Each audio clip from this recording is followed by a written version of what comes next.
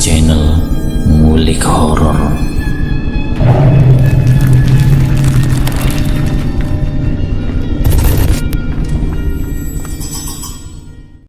Assalamualaikum warahmatullahi wabarakatuh. Kembali lagi di channel Ngulik Horor. Channel ini menceritakan tentang kisah-kisah misteri. Kali ini saya akan membawakan kisah misteri yang diambil dari YouTube-nya Ngulik Misteri dan ditulis oleh Ednavila. Kalian juga dapat mengunjungi YouTube-nya Ngulik Misteri ya. Nanti link saya akan sediakan di kolom deskripsinya. Oh ya, di dalam cerita ini nama dan tempatnya disamarkan semua ya, untuk menjaga privasi pihak yang terlibat di dalamnya. Yuk daripada kita lama-lama, langsung saja kita simak ceritanya. Bismillahirrahmanirrahim. Kali ini saya akan membawakan kisah misteri yang berjudul Suamiku Dibakar Hidup-Hidup. Cerita kali ini tentang pengalaman seorang ketika ada di luar Jawa, tepatnya di salah satu daerah di Sulawesi Utara, yang dimana di tempat tersebut memang minoritas kaum muslim dan mayoritas non-muslim.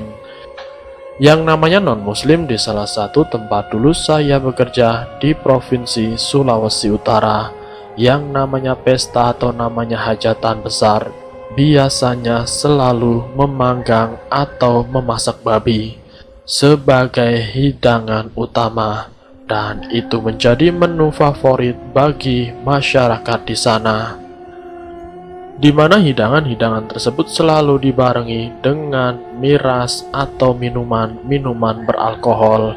Di sini saya ingin menceritakan tentang bagaimana seseorang yang pernah melakukan ritual pesugihan babi ngepet di salah satu provinsi tersebut.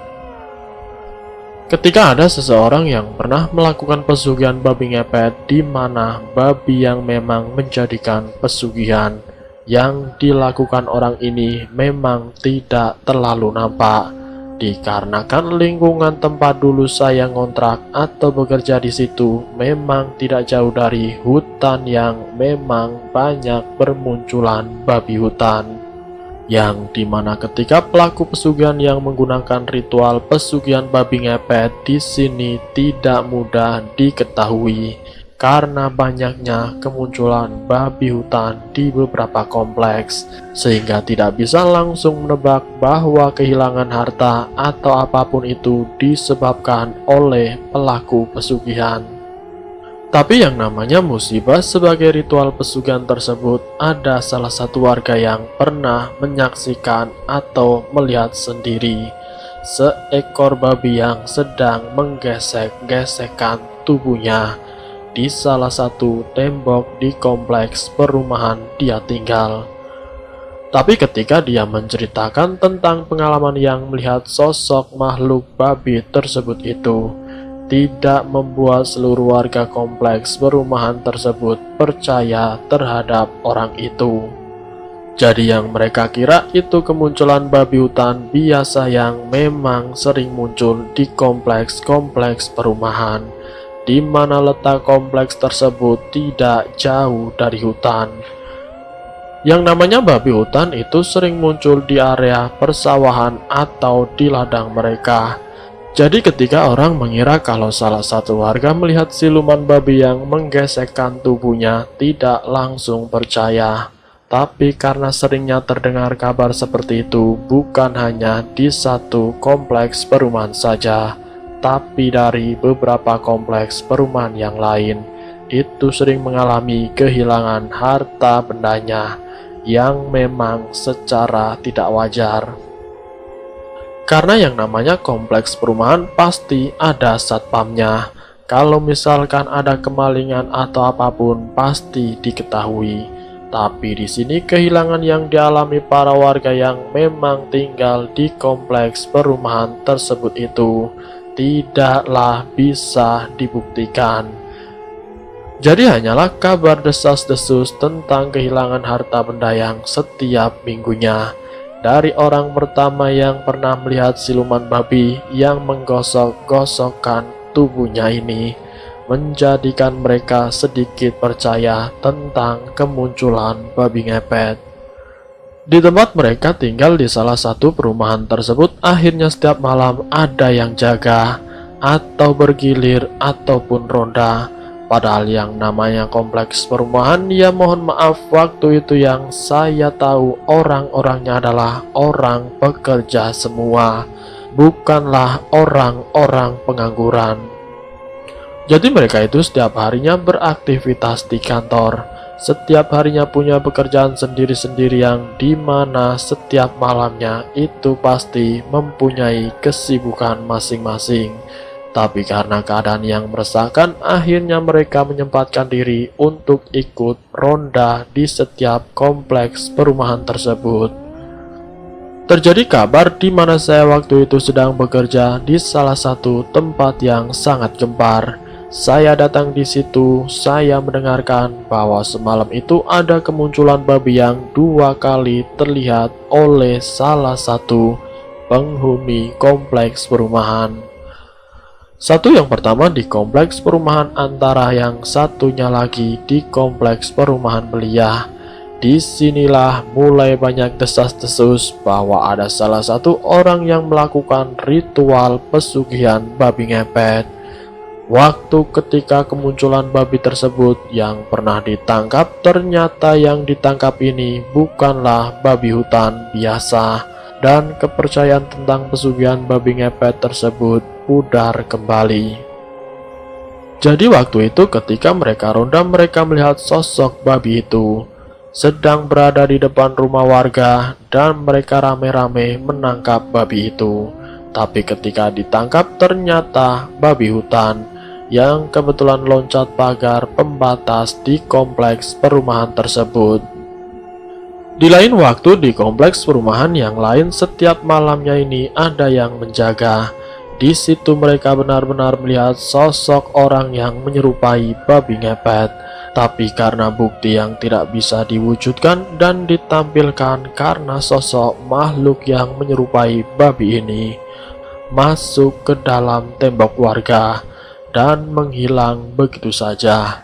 Karena bukti tidak bisa ditampilkan, itu hanyalah menjadikan cerita bahwa salah satu di kompleks perumahan yang ditinggali mereka ada pelaku pesugihan babi ngepet. Atas dasar kecurigaan tersebut, akhirnya warga sekitar kompleks perumahan tersebut mencari tahu silsilah atau tentang hidupnya si pelaku yang memang dicurigai melakukan ritual pesugihan babi ngepet.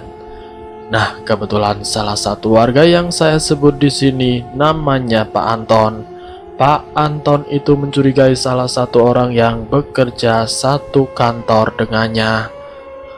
Tapi kecurigaan Pak Anton terhadap si pelaku pesugihan di sini yang kekayaannya yang dimiliki si pelaku ini memanglah banyak.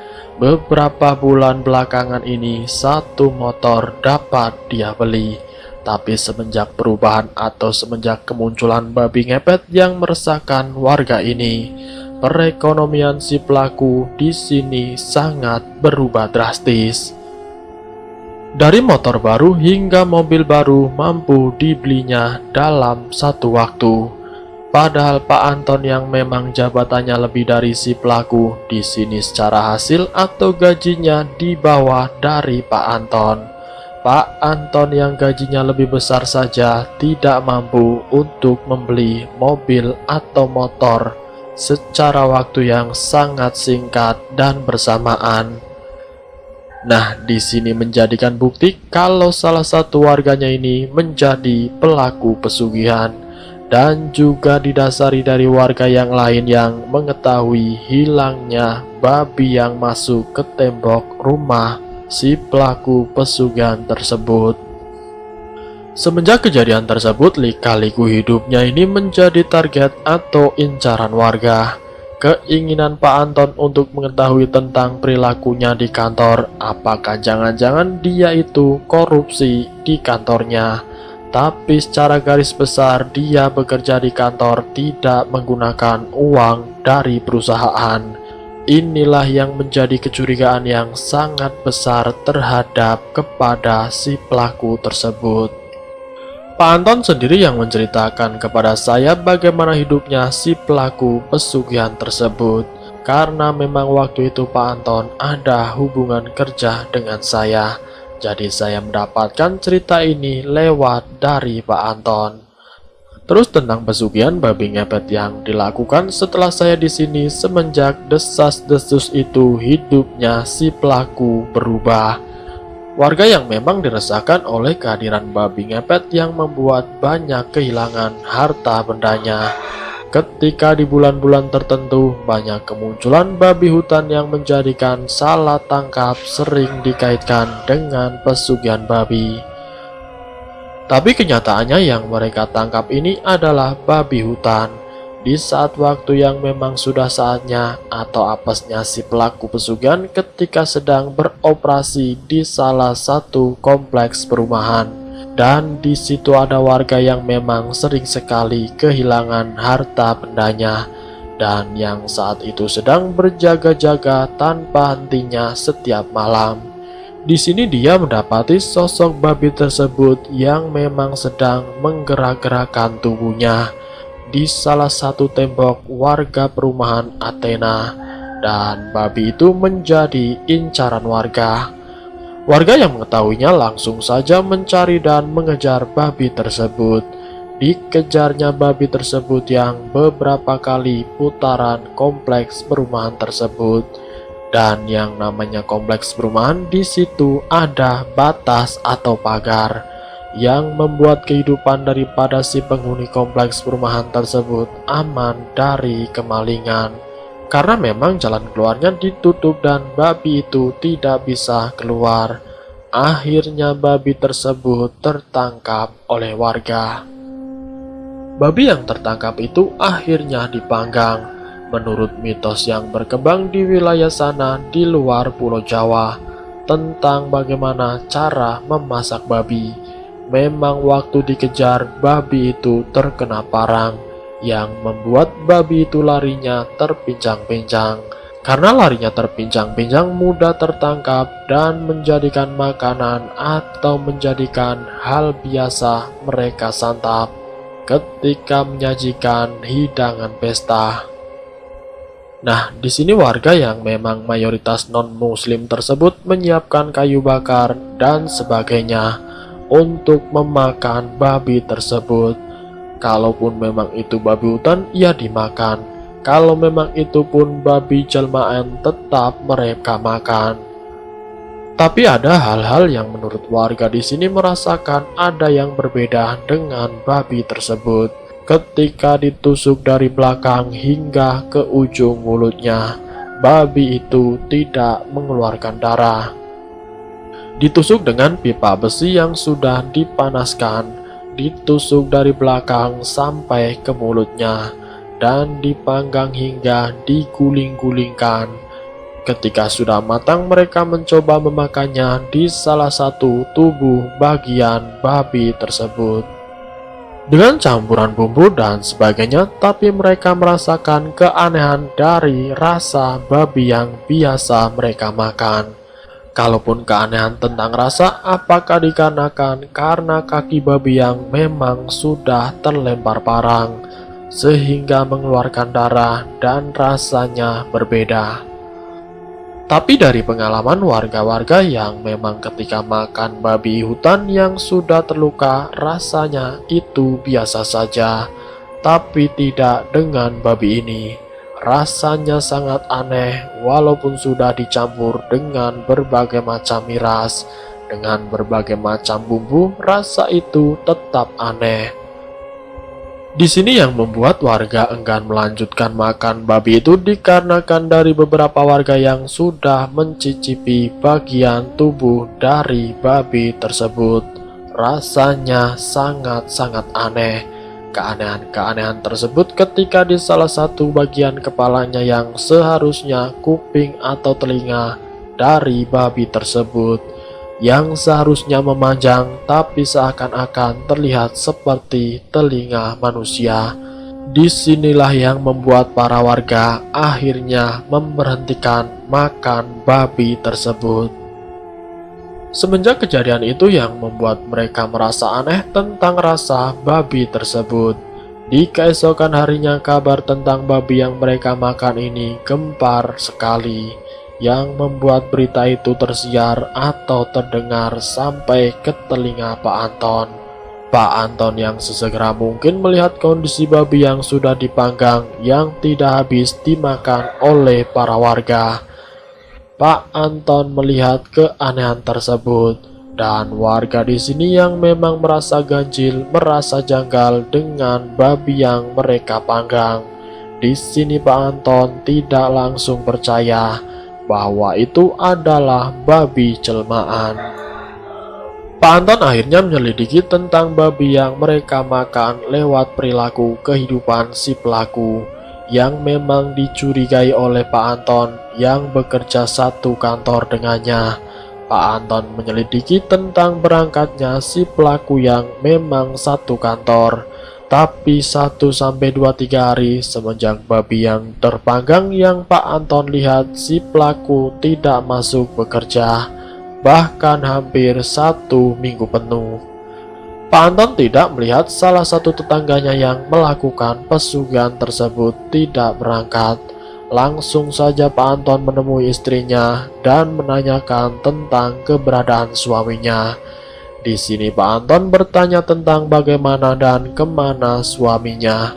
Kok tidak berangkat bekerja padahal pekerjaan kantor yang seharusnya dikerjakan, tapi sekarang sudah menumpuk. Istrinya waktu itu tidak bisa menjawab apa-apa karena dia mengetahui atas kelalaiannya ketika lilin yang dia jaga waktu itu masih bergoyang-goyang. Itu suatu tanda bahwa suaminya yang sedang beroperasi mengalami bahaya, tapi dia lalai untuk mematikannya, yang membuat babi jelmaan tersebut tertangkap. Keinginan istrinya untuk menceritakan kepada Pak Anton, tapi ia mencoba untuk menyimpannya. Namun karena rasa khawatir terhadap suaminya, istrinya ini kebingungan antara bilang atau tidak. Pak Anton yang mencoba membujuk karena menyadari kalau si pelaku babi ngepet tersebut adalah suaminya. Dengan berbagai kata, dengan berbagai bujukan, akhirnya istrinya ini mau mengakui perilaku yang dilakukan dirinya dan suaminya, yang memang sejatinya pelaku pesugihan dari babi ngepet. Pak Anton yang akhirnya tahu bahwa teman kantornya ini menjadi babi ngepet, dan agar warga tidak menghakiminya, Pak Anton menyuruh istrinya agar sesegera mungkin meninggalkan kompleks perumahan yang dia tinggali. Atas saran dari Pak Anton, dengan sebagian harta yang dia miliki, dia pun membawanya. Tapi yang namanya orang-orang atau warga yang memang mencurigai kalau istrinya ini adalah suami yang melakukan babi ngepet, keinginan dia untuk meninggalkan perumahan tersebut didengar oleh orang lain. Karena saran dari Pak Anton di sini tidak ia langsung jalankan. Ketika Pak Anton pulang bekerja, yang seharusnya istri dari si pelaku saat itu juga harus keluar dari perumahan tersebut, tapi dia malah menunggu beberapa hari ke depan. Disinilah yang namanya musibah itu datang. Mereka yang pernah merasa kehilangan atas kelakuan suaminya yang tanpa bukti ini, meminta atau menjarah harta yang dimiliki istri si pelaku. Istrinya akhirnya diusir dari perumahan tersebut dengan keadaan yang tidak semestinya. Ia diusir dari perumahan tanpa selembar kain baju, tanpa sepeser pun dia membawa harta bendanya. Jadi harta bendanya dijarah oleh sebagian warga di sekitarnya. Semenjak saat itu kehidupan si istri pelaku pesugihan babi ngepet tersebut memang tidak diketahui lagi keberadaannya. Jadi dalam cerita di sini yang saya alami, kisah ini sangatlah memilukan. Bagaimana si pelaku pesugihan yang dibakar hidup-hidup, yang dinanti kehadiran oleh istrinya tidak kunjung pulang? Harta yang sudah dimilikinya dengan pesugihan tersebut ternyata menjadi jarahan yang membuat istrinya atau si pelaku pesugihan menjadi gelandangan. Dan selesai. Itulah kisah misteri yang berjudul Suamiku Dibakar Hidup-Hidup. Semoga kisah ini menjadi masukan atau hikmah pelajaran untuk kita semua, bahwasanya yang namanya pesugihan hanyalah mengakibatkan petaka, bahkan bisa menimbulkan celaka untuk di dunia dan di akhirat kelak. Semoga apa yang saya sampaikan di sini menjadikan wawasan yang baru untuk kita semua. Ambil sisi positifnya dan buang jauh-jauh sisi negatifnya. Terima kasih sudah mampir di channel kami. Jika kalian tertarik dengan video kami, silahkan tekan tombol like, share, dan komen. Tekan subscribe untuk mengikuti video kami selanjutnya. Wassalamualaikum warahmatullahi wabarakatuh.